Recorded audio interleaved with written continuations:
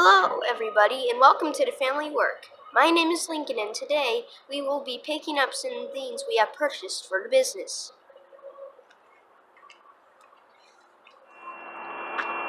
The first thing we're picking up today is a chipper we bought at auction. We're going to use this chipper on our tracks here to help clean up trees in our campground. Our next stop today is to pick up some furniture for the cabin.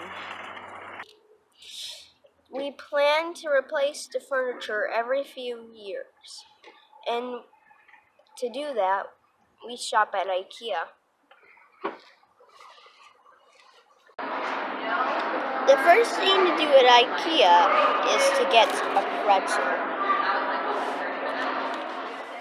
If you're thinking about shopping at IKEA during the pandemic, I advise that you don't. It takes hours.